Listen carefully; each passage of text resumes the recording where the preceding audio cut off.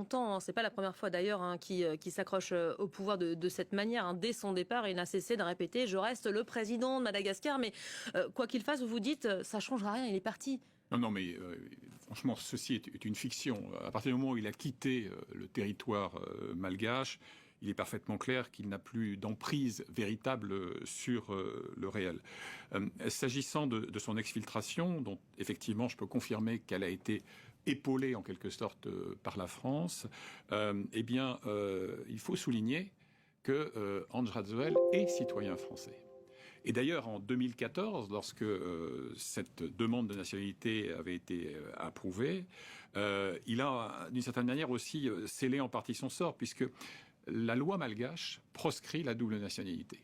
Et je me souviens que lors de ces candidatures, notamment celle de 2023, qui avait été d'ailleurs présidentielle largement boycottée par l'opposition, eh bien, il y avait eu des efforts, des tentatives d'invalidation de sa candidature précisément au motif que la loi de la Grande Île ne le permettait pas. Mais cela posé sur ce plan-là, la France marche évidemment sur des œufs. Elle veut à tout prix éviter d'apparaître comme, en quelque sorte, une actrice de la France-Afrique à l'ancienne.